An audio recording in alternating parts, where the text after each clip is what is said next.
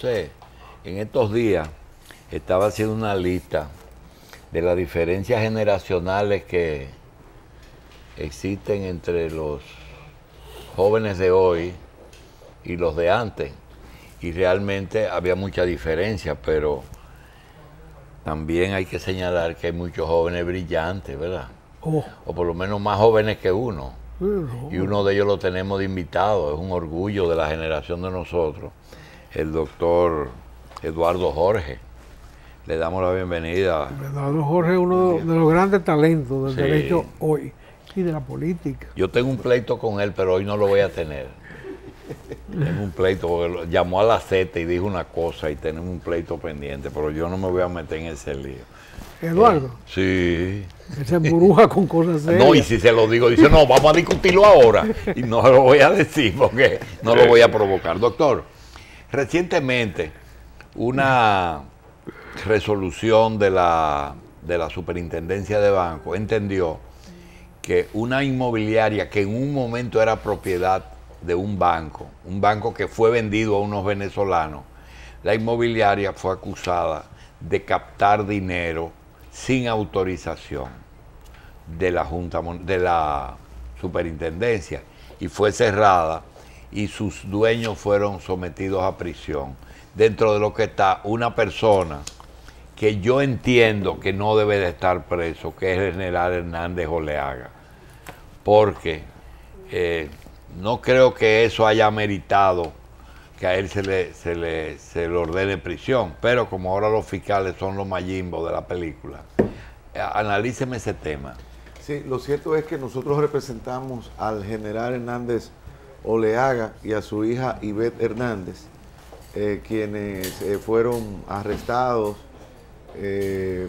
y sometidos a audiencia de medidas de coerción que se conocieron anoche y en virtud de las cuales se le impuso en el caso del general Hernández y de su hijo Aquiles arresto domiciliario con garantía económica, pero en el caso de Ivette se le impuso una pena de prisión provisional de 3 meses. Nosotros vamos a recurrir esa decisión porque entendemos que Ivette Hernández se encuentra en la misma situación de su padre, pero con relación a los hechos que se imputan, lo cierto es lo siguiente: el Banco Providencial fue un banco que tuvo dificultades, fue un banco que estaba en negociaciones, sus dueños, con unos ciudadanos venezolanos que finalmente se les traspasaron los activos del Banco Providencial a un banco que se llama Banco Activo, con la asistencia de la autoridad. Nosotros impugnamos en el Tribunal Superior Administrativo esa resolución que ordenaba la disolución porque entendemos que el banco no tenía importancia sistémica para poder ser liquidado bajo la forma de riesgo sistémico, y como retaliación la Superintendencia de Bancos pues ha puesto esta denuncia y esta querella, y al no encontrar nada en el banco, porque ni hay banco paralelo, ni ha habido distracción de fondos, ni ha habido ningún ilícito penal, entonces se han concentrado en la inmobiliaria, pero en la inmobiliaria tampoco hay ningún tipo de infracción porque la inmobiliaria captaba fondos de asociados, pero no para prestar, que es lo que la ley prohíbe.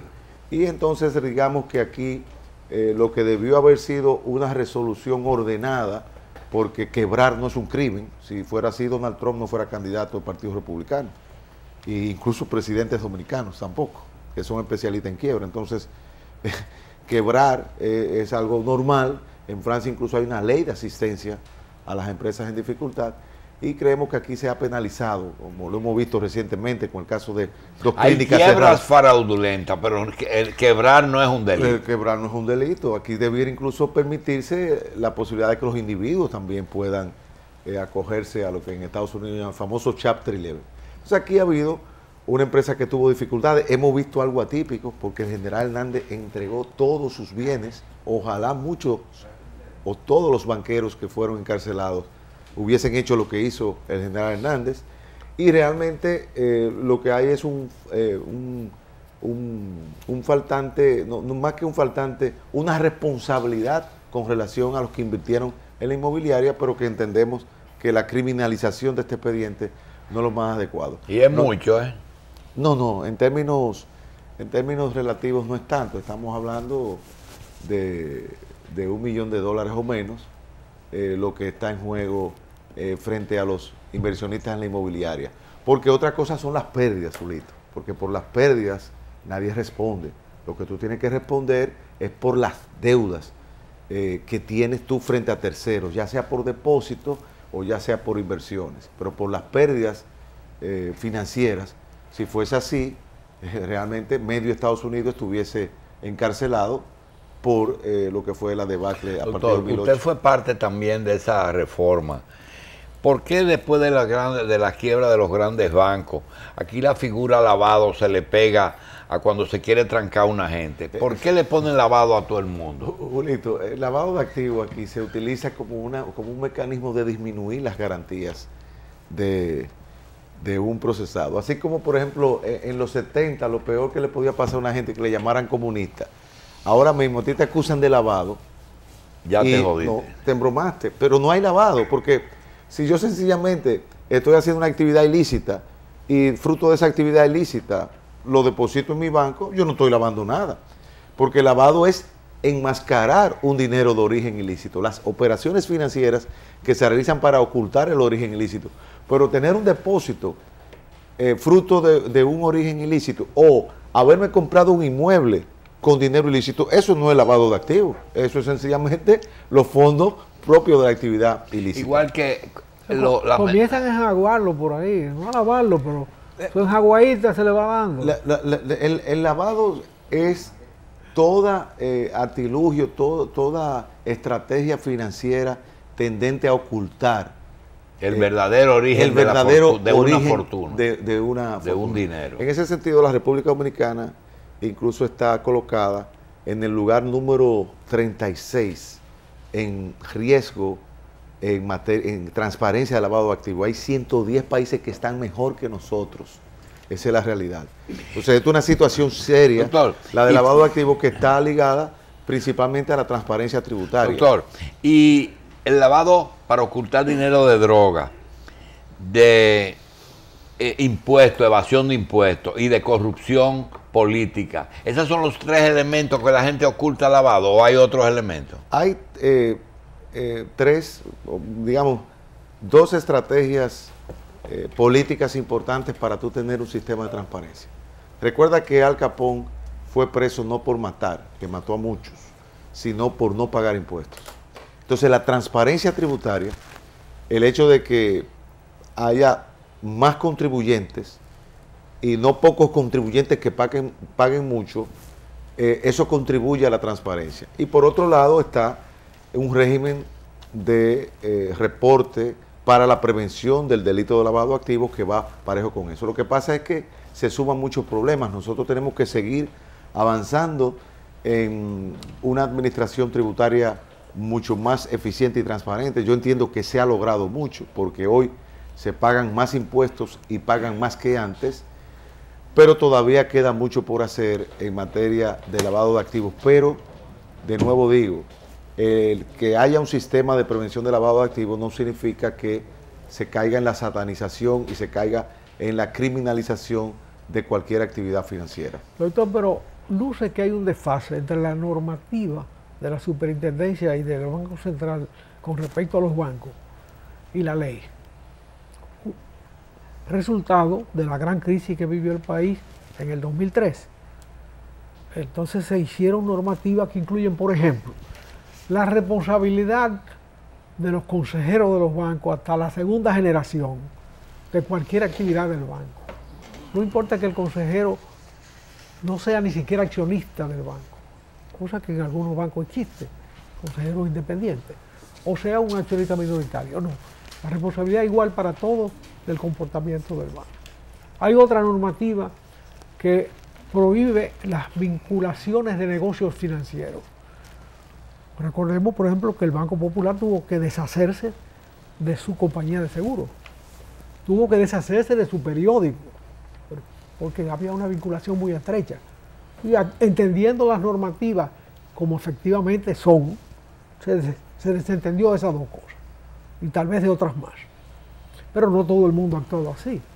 En este caso, que usted lleva en la justicia y usted tiene formación más que suficiente para ello. Ese es un casito al lado de otros que usted ha manejado. Había una vinculación entre la financiera y el banco.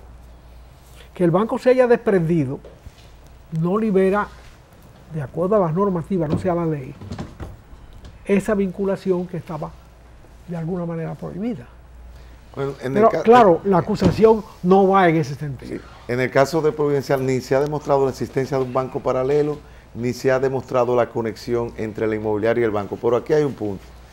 Es cierto que nosotros, desde el año 2003, cuando entró en vigor la Ley Monetaria y Financiera, hemos construido un sistema bancario mucho más sólido, mucho más transparente, mucho más solvente, mucho más líquido. E incluso nuestras normas son incluso superiores a las que rigen en Estados Unidos y en Europa por el grado estricto de las normas prudenciales, el coeficiente de solvencia que se exige, que incluso está por encima. No, aquí hay normas que no se han resuelto en Basilea y ya están vigentes y aquí.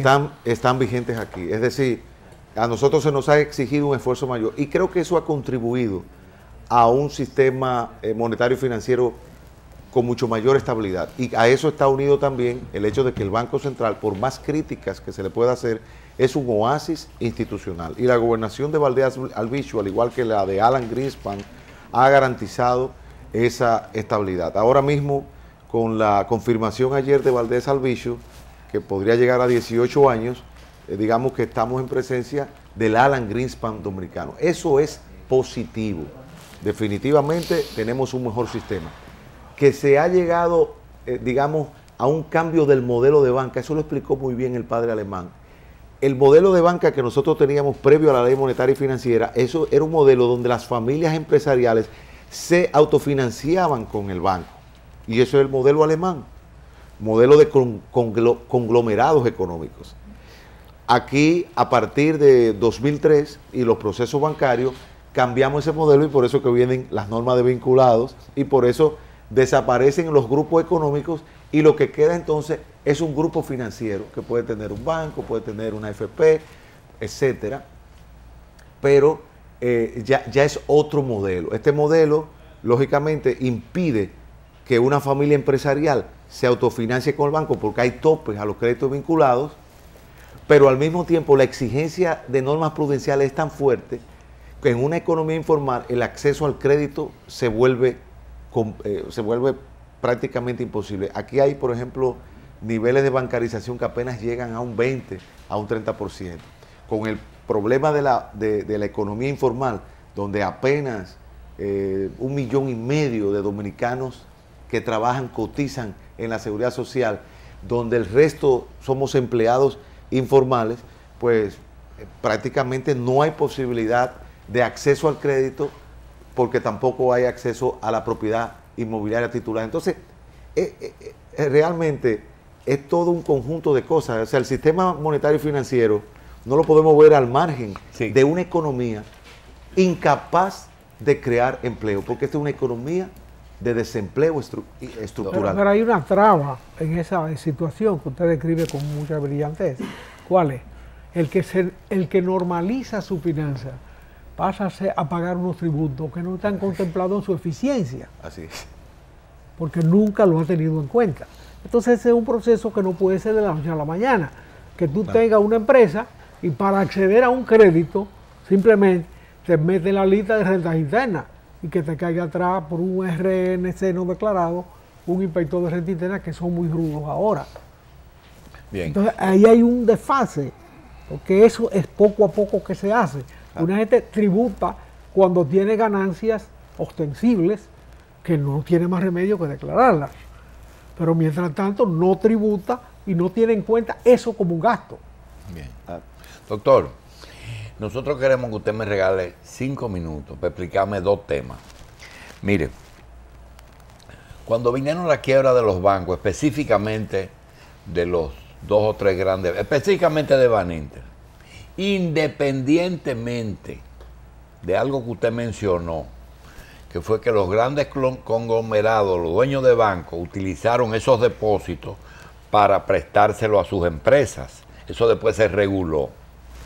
La pregunta es la siguiente. Vamos a suponer que se intervenga un banco como Baninter y se diga, bueno, aquí hay un déficit de que el dinero de los depositantes fue usado en otros fines que la ley no prevé. Es decir, no vamos a defender la violación de la ley, pero hay lo que se llama la negociación para lograr recuperar los activos que se han perdido. La pregunta es la siguiente: ¿cómo es posible que en el gobierno del presidente Hipólito Mejía se haya hecho una auditoría que la hizo la superintendencia, no sé si de Atala o de Cross, sobre Baninter, y que luego todos los gobernadores que le siguieron, que fueron 3, Prat, Malcún y Valdés, la dieron como buena y en ningún caso se auditaron las empresas relacionadas? Es decir, coger entonces todas esas empresas que fueron adquiridas con recursos, digamos, inadecuados, porque fueron ahorros o depósitos de los depositantes. Y nosotros no hemos visto una sola auditoría que diga, por ejemplo, el Canal 13, para poner un ejemplo, o el banco tal que fue absorbido, el Banco del Exterior, una auditoría a los activos que el banco adquirió con el dinero de los ahorrantes. Pero existe una auditoría general del banco que se dio buena por buena y válido. Dame esa lista, la tenía Marco Báez, qué sé yo qué, 2 bancos, eran un banco subterráneo y un banco real. Realmente debieron de auditar las empresas que fueron adquiridas por el banco. Bueno, en el caso de Baninter, como hubo una asistencia financiera masiva que incluso violó el tope de asistencia que prevé la ley monetaria y financiera, porque se dio asistencia por encima del monto estipulado, que creo que son 500,000 pesos, lo cual rompe un paradigma, pero que incluso en Estados Unidos ahora incluso se dio asistencia financiera a empresas que no eran bancarias, como aquí también se ha roto el paradigma de que el Banco Central puede hacer operaciones con el público, que rompe otro paradigma de lo que es la banca central. Pero aquí se tuvo un inventario. No, señor. De todos los bienes. No, señor. No, señor. No un inventario, ni una auditoría, ni un inventario. Se lo garantizo yo. Es más, si yo me buscaría un abogado como el doctor Eduardo Jorge Prat, o los 5 que fueron asesores del banco hoy, Pina Acevedo, Pichardo Baba, el hijo de Francisco Álvarez Castellano. Pichardo Baba es su abogado. Óigame. Julito. Ponemos al Banco Central a mandar dinero para atrás. Doctor, en el caso de la inmobiliaria, esos que se llaman promotores que te dicen, aparte con 100,000 pesos un apartamento, esa no es una forma de financiarse. ¿En qué sentido, Julito? Por ejemplo, usted construye una torre. No. Y el promotor dice, aparte un apartamento de eso con 100,000 pesos. Se pare con 100,000. Sí, se pare con 100,000. Es una forma de autofinanciarse. Sí, lo que pasa es que y esa gente no se condena por eso. La gente confunde. Lo que la ley prohíbe no es captar. Yo puedo decir... Es prestar más para adelante. No, préstenme.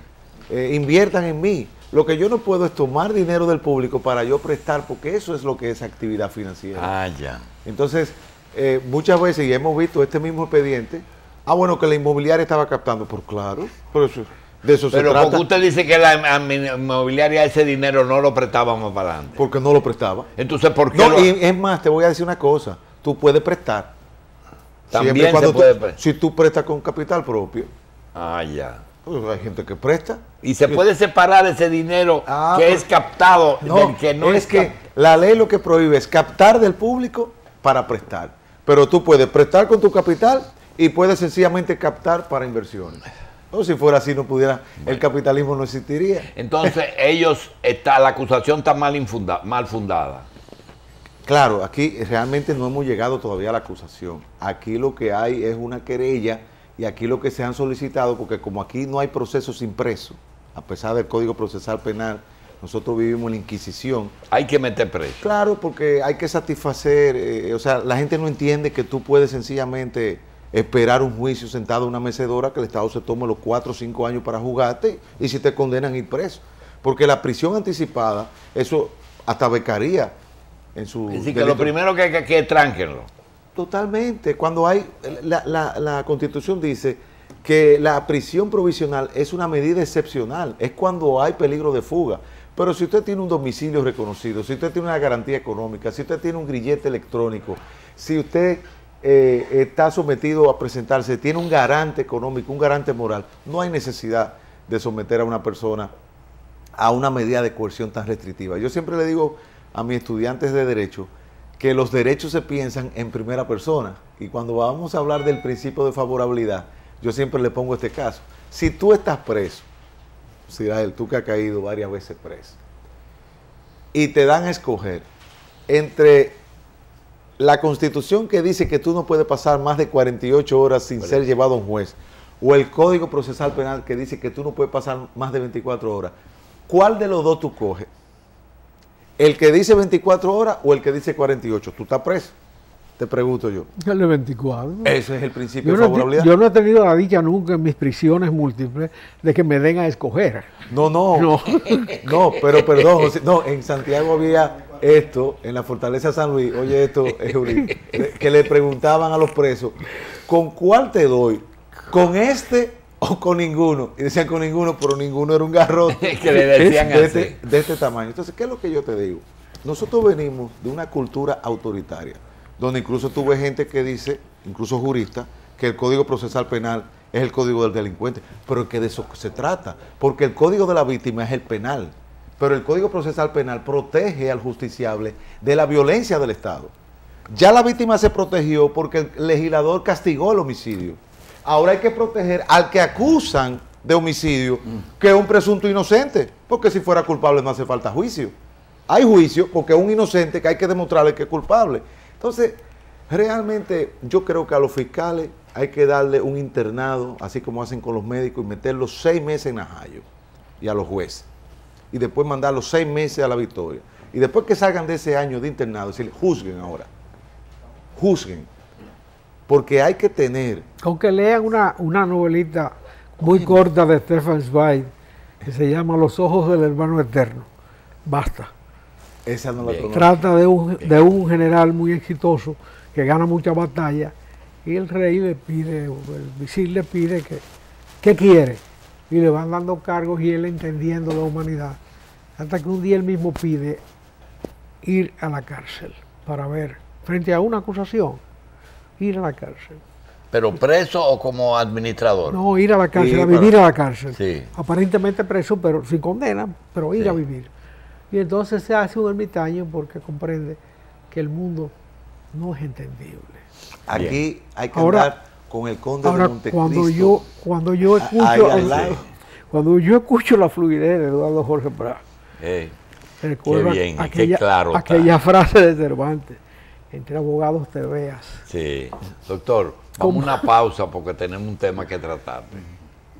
Seguimos hablando con el doctor Eduardo Jorge Prat, quien tiene una condición, una cualidad de que sabe separar las cosas. Y ahí le voy a pedir que separe algunas cosas como abogado del Partido Revolucionario Dominicano, de su condición de constitucionalista en el proceso del 2010, en el que él parece que no aceptó ser juez, quería todavía ejercer un poco más. Nosotros queremos preguntarle, doctor, sin ningún tipo de pasión, ¿usted considera que esas expresiones de algunos políticos que quieren ponerse al lado de la buena pro del presidente Medina, o en el caso mío, que creo que el presidente nunca debe decir no voy porque se le desparpaja todo su aparato de poder? ¿Realmente hay alguna posibilidad, usando algún tipo de mecanismo, de que aquí pueda haber una reelección sin modificación constitucional? No, tiene que haber una reforma, porque el texto es muy claro, incluso hay un transitorio que impide al presidente Medina optar por otro mandato. Tendría que producirse... Hasta un transitorio. Entonces, ¿por qué Leonel pide candado? Si es como usted dice. Bueno, el candado era una manera de lograr una cláusula pétrea o una cláusula de intangibilidad en donde, digamos, que el principio de alternabilidad se incluyera en lo que es hoy el artículo 268 junto con la forma republicana, democrática y civil de gobierno, al entenderse de que había, por ejemplo, el sistema de reelección indefinida, la Constitución de Balaguer del 66, fuese inconstitucional hacer una reforma para eso, pero eso no se estableció en la última reforma. O sea, siempre existe la posibilidad. Entonces hay que hacer una reforma. Si quieren la reelección, tendrán que hacer una reforma constitucional. constitucional. En el caso de Honduras, cuando yo escucho que al señor Zelaya lo destituyeron porque habló de reelección, porque allá en la Constitución dice que no se puede ni hablar de reelección. Yo creo que si algunos abogados dominicanos van a Honduras, desmontan eso porque no es constitucional. Es decir, la Constitución sí puede reformarse. ¿O hay algún caso que impide que se hable de eso? La Constitución Dominicana tiene una cláusula donde se establecen cosas que no se pueden reformar, como es el caso de la forma republicana, la forma democrática, la forma civil de gobierno. El ejemplo extremo sería, por ejemplo... Ni con una reforma esto se puede... Por ejemplo, establecer un sistema político eclesiástico, militar... tiene que ser democrático o monárquico. Sí, es un mínimo que se exige, monárquico, por ejemplo. No podría, por la vía de reforma, por la vía de una revolución, un golpe de Estado, sí, pero por la vía de reformar el texto constitucional, no. Ahora, hay autores que entienden que no, que la Asamblea Constituyente una vez se reúne, ya puede hacer lo que quiera. Yo no me inscribo en esa teoría porque entiendo que el poder constituyente derivado, que es el de la Asamblea Revisora, es un poder... Y fuera de la forma de gobierno, ¿qué otra cosa usted recuerda que es inamovible? Bueno, existen una serie de principios básicos, por ejemplo, los valores de la dignidad humana, incluso creo que el restablecimiento de la pena de muerte, o sea, todo lo que está en la Convención Americana sobre Derechos Humanos no puede, los derechos humanos. No puede alterarse en la por la vía de reforma. O en la universal. O en el sistema universal, pero hablo más bien de la Convención Americana. El Estado Dominicano fue signatario de la Asamblea, la segunda Asamblea de las Naciones Unidas en París. Esos principios de derecho natural son irreformables, son intangibles. Y en otro orden, se está hablando del DERECAFTA. En el orden de constitución, leyes, acuerdos internacionales, reglamentos o los tratados que dije arriba, ¿cuál es el orden real? ¿Qué es lo primero? ¿El tratado internacional o la Constitución de la República? Nosotros tenemos la Constitución, que es la arriba, ¿verdad? Luego, al mismo nivel de la Constitución están los tratados que versan de derechos humanos, que tienen el mismo rango. Al mismo nivel, Lo dice la propia Constitución. Sí. Luego vienen los tratados que son infraconstitucionales y supralegislativos, como es el caso del DERECAFTA. Supralegislativo. Pero eso está encima de la ley, pero por debajo de la Constitución. Por debajo de la Constitución. Hay una decisión muy buena de la Corte Herrera Villini del año 61, creo que fue a raíz del concordato, no sé, donde se establecía que incluso un tratado está sujeto a la Constitución. Los únicos tratados que están al mismo nivel de la Constitución son los tratados que versan sobre derechos humanos. Entonces la Constitución, cuando habla de la libertad de cultos, contradice el concordato. Es un tema para hacer un programa. Yo entiendo que el concordato tiene un sentido en la medida que la Iglesia Católica, digamos que el Vaticano es un Estado. Y creo también que como la población dominicana es mayoritariamente católica, el Estado puede orientar su acción con vista a por ejemplo, esto que se ha hecho en educación, que son los conciertos que hay con escuelas públicas y los establecimientos educativos católicos. Conjunto, sí. ¿Cómo se llama eso? El manejo conjunto. El manejo conjunto. Eso es absolutamente constitucional. Porque la libertad de culto lo que significa es la posibilidad de que tú puedas practicar. Lo que yo creo que es inconstitucional es el tratar de equiparar todos los privilegios del concordato por la vía de las otras confesiones religiosas. Por ejemplo, es inconstitucional los patronos, por ejemplo, el patrón de la Fuerza Aérea, ¿quién es? el jefe de Estado Mayor. No, los patronos, o sea, los santos patrones, Ajá, sí. las paradas militares, el crucifijo Ok. en el tribunal es inconstitucional. Yo entiendo que no. Ok. Hay una corriente que entiende que sí, pero yo creo que hay una cláusula constitucional de Dios en la Constitución, al margen de lo que es el sistema de protección de la libertad de cultos. Pero en sí, el concordato se ve, lo que decía usted al principio, como un privilegio que la misma Constitución, que es una ley que establece un privilegio que la misma Constitución dice que no debe existir. Es decir, se privilegia a un grupo, habiendo una sociedad multiconfesional, que haya un grupo solamente que sea, que también que es mayoritario, pero está privilegiado por una serie de facilidades que no tienen las otras. Entonces, lo legal sería derogarlo. Yo pienso que hay que reformular el concordato, hay que negociar un nuevo concordato. Ahora, yo estuve en contra de la equiparación de los matrimonios religiosos, porque el sistema registral de la Iglesia Católica tiene más de 2000 años, incluso ha precedido al registro civil, pero las confesiones cristianas, evangélicas, bautistas, no tienen un sistema centralizado. Por lo tanto, el sentido de esa equiparación... No todas, porque los testigos de, ¿cómo se llama? Los mormones bueno, tienen el mayor registro de la sociedad civil genealógico dominicana. Claro, En Chile- ese sería una tienen. excepción, claro. Sí, en Chile tienen algo que Han usted no puede ir a una organizado iglesia todo. de cualquier denominación Ahí- si no tiene primero el matrimonio civil hecho previamente. Entonces, no podríamos llegar a ¿Y eso, qué como de es? que se priorice el cumplimiento de la ley como requisito ante cualquier otro tipo de actividad, de ceremonial. Yo en pienso cuanto a las uniones. que en el caso específico del concordato, debe renegociarse un concordato, eso lo han hecho otros países, y el concordato debe adecuarse a la realidad dominicana. Ahora, la Iglesia Católica es una realidad distintiva de nuestra sociedad. Ahora, Nuestra población si cristiana nos es mayoritariamente vamos al católica. origen del Aunque Estado, los fundadores fueran masones. si nos vamos al origen del Estado Vaticano, que es el resultado del acuerdo con Mussolini en el 29, el que le dio la posibilidad al Vaticano de tener su Estado siempre que se redujera a un mínimo espacio geográfico. Eso ya es un anacronismo. La Iglesia tiene una vida espiritual Claro. por encima del Estado como tal. Claro. Hay una polémica de la cual yo tengo copia sacada, una polémica muy interesante, una de las polémicas nacionales más valiosas, la discusión sobre el concordato. Se la convocó el Caribe por una iniciativa de un abogado que trabajó siempre en tierra, Lidio Galván, y que no tuvo cargos con Trujillo. Me extrañó mucho que fuera él, a la cual se le dio respuesta haciendo la convocatoria de una polémica sobre el concordato antes de que se firmara. Interesante. Una de las ponencias más inteligentes que hay ahí, más acabada, contra el concordato, la hace Rafael Bonelli. Es la de...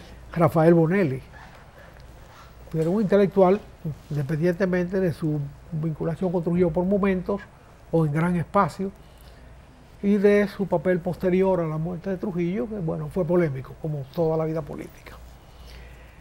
Pero además hay opiniones ahí muy acabadas. Se han recogido muchas polémicas de esa época. Era una expresión de la vida democrática muy sutil, si se quiere, pero que tiene su valor, sobre todo por el contenido mismo de la polémica.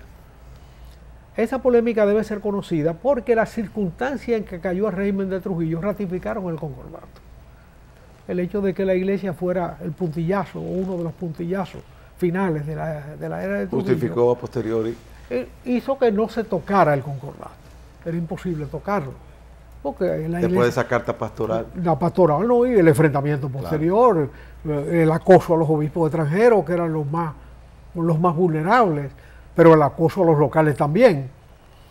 Todo eso, la renuncia de Pitini, que fue un hecho que no se difundió mucho. Pero al otro día de la firma del concordato, de la firma de la pastoral, que él firmó por disciplina, él pidió la baja.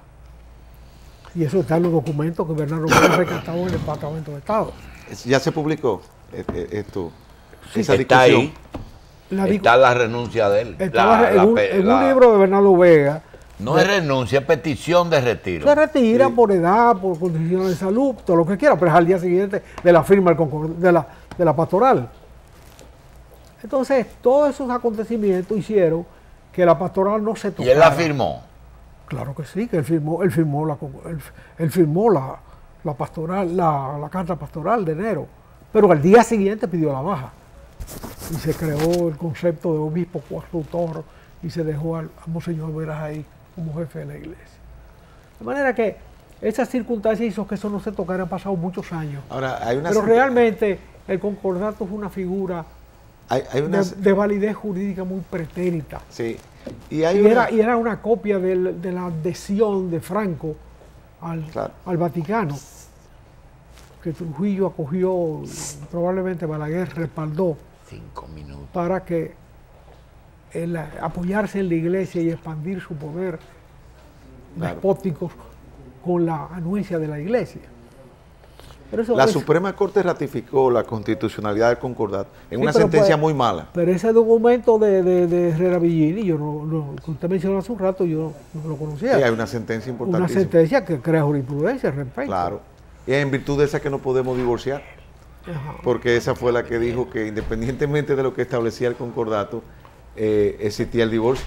El divorcio era un derecho. Es claro, y por eso cada vez que un juez pronuncia un divorcio, en realidad está declarando inconstitucional el concordato. Bien. Si es un matrimonio canónico. Pero por eso el concordato limita la libertad de la ley. En consecuencia es un anacronismo. No tiene por qué el Estado atarse a una coyuntura política muy determinada. Pero sigue siendo intocable. Bien, señores, el doctor Jorge Prat tiene un paciente. Muchas gracias. Así que le vamos a dar las gracias y quedamos pendientes. Una llamada que usted hizo a la Z. Doctor, nos vemos. Muchas gracias.